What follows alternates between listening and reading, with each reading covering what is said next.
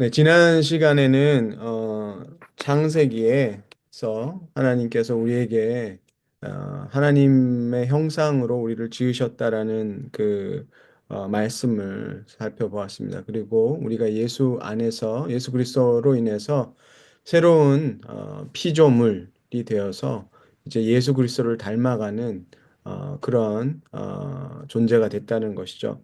그래서 더 이상 우리가 이전에 아담으로 인해서 우리가 그 에덴 동산을 떠나서 어, 살아가는 것이 그것을 이제는 한탄하는 그런 것이 아니라 우리가 그 죄로 인해서 이 악이 들어온 세상에 사는 것은 불행한 일이지만 우리가 예수 그리스도를 믿음으로 인해서 어, 정말 새로운 그런 하나님의 그 작품이 됐다 그랬죠. 하나님께서 우리를 예수 안에서 새로운 걸작품으로 만드셨다라는 그런 말씀을 나눴습니다.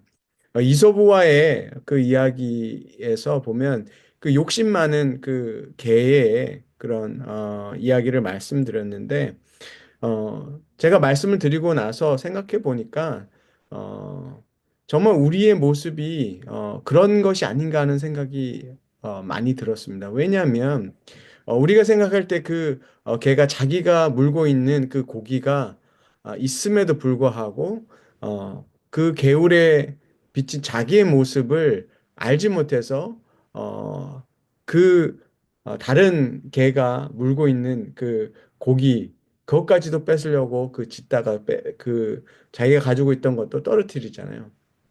근데 그 모습이 우리의 모습일 수 있다는 거죠. 그것이 한 번도 아니고 매일매일의 우리가 어, 이소부와의 개처럼 우리에게 주신 하나님의 복을 모르면 우리가 늘, 그 개처럼 매일 다른 것을 보고 우리가 부러워하고 다른 어, 나에게 하나님께서 주신 것을 보는 것이 아니라 다른 세상의 다른 것을 통해서 우리를 비교해 보고 그렇게 하면서 우리에게 주신 그런 생명이라든지 하나님의 자녀로서의 그런 특권들을 잊고 살 수밖에 없다는 생각이 들어요. 어, 매일매일 사실은 사단은 우리를 공격합니다. 거짓 메시지로 공격하죠. 지금 시대를 살아갈 때 이런 사람들의 그런 생각이나 이런 것을 보면 우리가 흔히 얘기하는 가짜 뉴스라는 게 있죠. 참 이해가 안 됐어요. 저도 이제 한국을 떠나 있어서 이렇게 사람들이 생각하는 것을 보면 그 가짜 뉴스를 지속적으로 보고 그 세계관에 또 그런 어떤 가치를 정말 맹신하는 것을 보면서 거짓을 우리가 취하면 저렇게까지 될 수 있겠구나 하는 생각이 들었습니다. 예전에 한 가수도 그랬죠.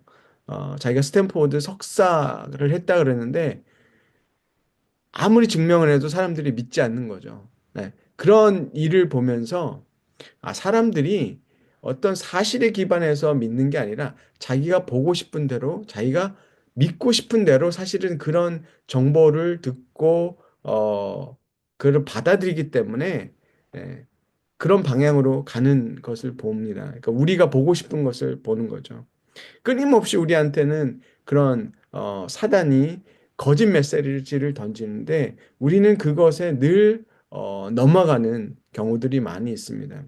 오늘 시편 42편의 말씀을 보려고 합니다. 시편 42편의 말씀은 이 시인이 42편의 시인이 어, 1절에 이렇게 얘기합니다. 하나님이여 사슴이 시냇물을 찾기에 갈급한 같이 내 영혼이 주를 찾기에 갈급하나이다. 이렇게 얘기하거든요. 그러니까 사슴의 열이 많은 동물이라고 합니다. 그래서 물을 먹어야 되죠. 그러니까 그 열도 많고 그런 이스라엘의 그런 근동 지방의 이 사슴이 찾는 것이 얼마나 간절하겠습니다. 그만큼 하나님을 찾기에 갈급하다라고 시인이 고백합니다. 네. 아마 이 시편이 어떤 상황에서 쓰여져 있는지 정확하게는 알 수 없어요. 그런데 이 사람이 정말 하나님을 예배하던 때도 그리워하고 이런 것을 볼 때 뭔가 하나님을 예배할 수 없는 그런 상황에 놓여 있는 것 같아요. 살아계신 하나님 앞에 나가서 하나님의 얼굴을 배울까? 하나님을 언제 가서 예배할까? 그런 탄식을 가지고 이 시인이 얘기하고 있어요. 그리고 함께 예배하던 사람들을 자기가 인도해서 하나님의 전에 가서 예배하던 때를 생각하면서 속상한 거예요. 지금 그렇지 못하니까. 그러니까 지금 예배할 수 없는 그런 상황에 놓여 있는 거죠.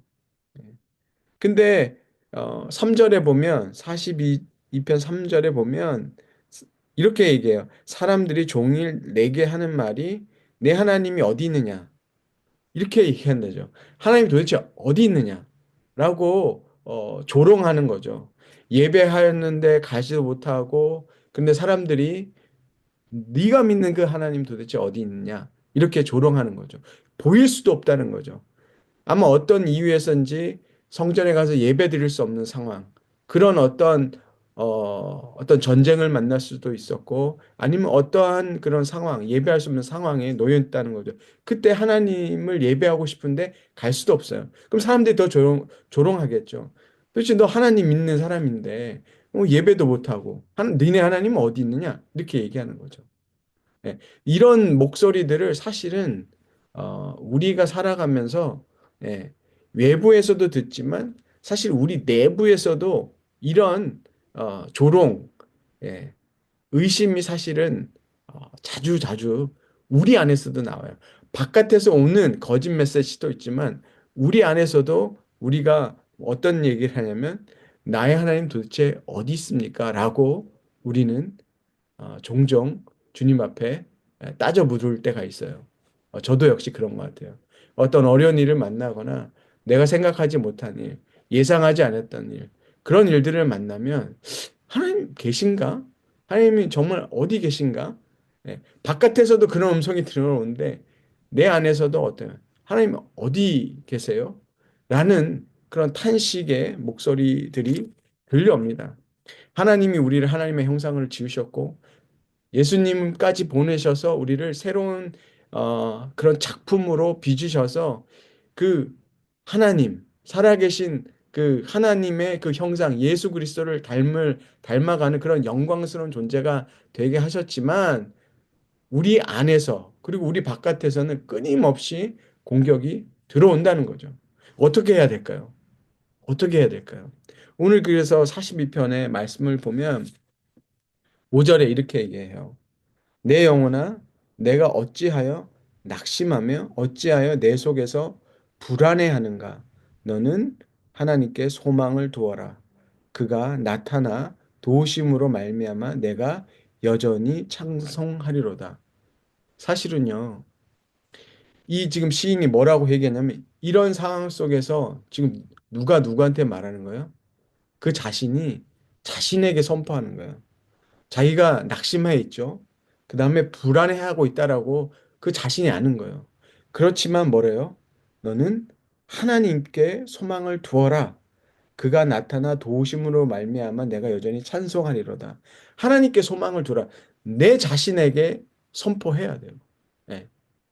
다른 사람에게 들으면 더 좋죠. 야, 그래서 우리가 이런 그 거짓 메시지, 우리를 넘어뜨리려고 하는 사단의 그런 목소리, 이 세상의 목소리, 예, 우리를 판단하죠. 예, 우리가 왜 하나님 어디 계십니까? 이런 탄식들을 왜 하냐면 내가 생각하는 그 하나님을 찾는 거죠. 예, 내가 성공하는 거, 내가 잘 되는 거, 때로는 내가 형통한 거, 건강한 거, 그런 모습으로 내 하나님을 세상 사람들한테 주고 싶고 내 스스로가 내가 하나님을 잘 믿기 때문에 예? 그런 그 세상 사람들이 생각하는 그런 것을 내놓고 싶은 거죠. 하나님 여기 있다 이렇게 얘기하고 싶은 거죠. 봐라 내가 얼마나 잘 믿었냐. 그러니까 하나님이 이렇게 잘 해주셨고 예, 그렇게 우리 보여주고 싶은 거죠.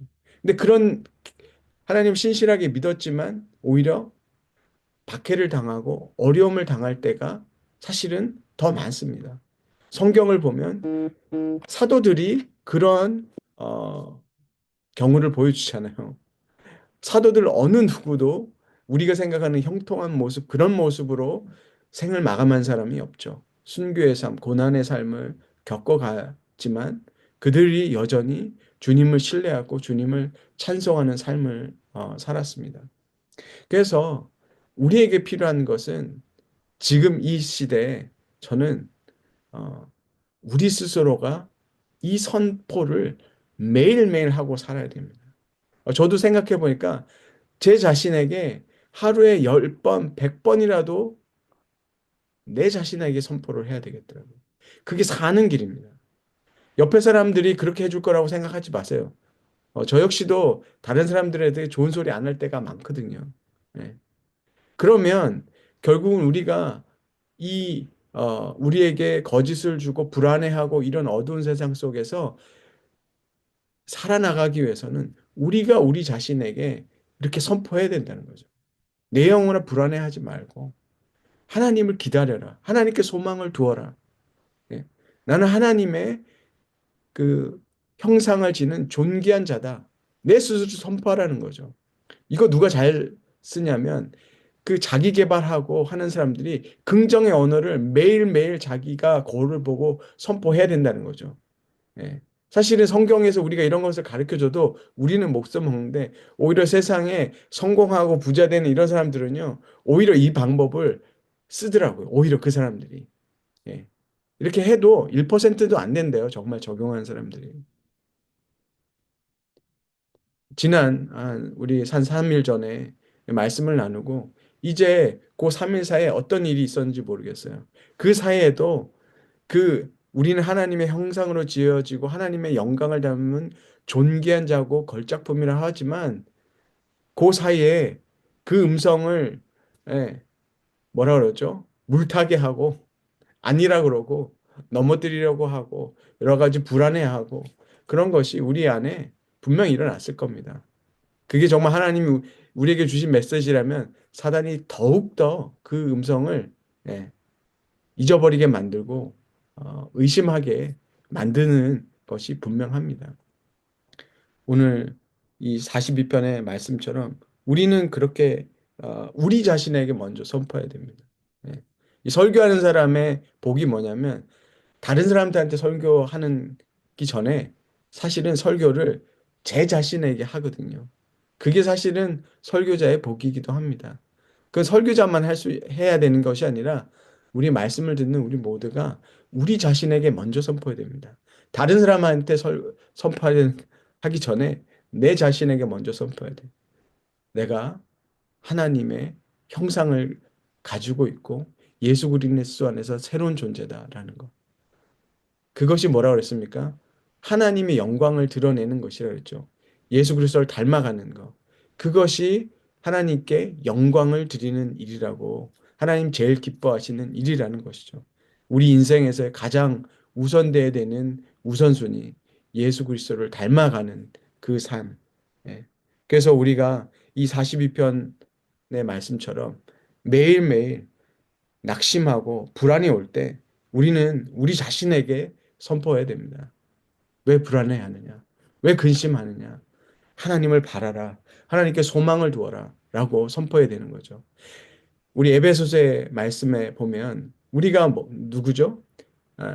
고린도서에서도 보지만 우리가 하나님의 성전이라는 거죠. 왜 성전입니까? 이제 성령이 우리 안에 사셨으니까. 이 시편 기자는 하나님 앞에 예배하는 그 장소를 찾아가기 위해 그렇게 갈급했다는 거죠. 갈 수 없었던 어떤 그런 조건들이 있었던 것 같은데. 근데 이제는 우리는 누구예요? 성령님이 우리 안에 계시고 우리가 성전이기 때문에 사실 우리 안에서 이 예배가 살아나고 하나님께 예배하고 하나님을 소망을 두고 하나님 나라를 기다리는 그 삶을 사는 것이 우리가 이 모든 그 우리를 넘어뜨리는 이 세상 속에서 살아나갈 수 있는 것일 뿐만 아니라 하나님을 드러내는 하나님께 영광을 드리는 그 삶을 살아갈 수 있다라는 것이죠. 예. 우리에게 그만큼 큰 복이 있습니다. 새로운 창조물로 예, 하나님의 영광을 두신 형상으로 지으셨을 뿐만 아니라 이제 우리에게 성령을 주셔서 우리가 하나님을 예배하는 성전이 되게 하신 것. 이것만큼 더 큰 축복이 어디에 있겠습니까? 이스라엘 사람들이 그렇게 바라고 바라던 것이 성전에서 예배하는 거 아니었습니까?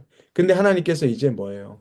예수 그리스도 통해서 우리를 성전되게 하시고 우리가 예배할 수 있는 그 존귀한 자가 됐다는 것이죠. 예.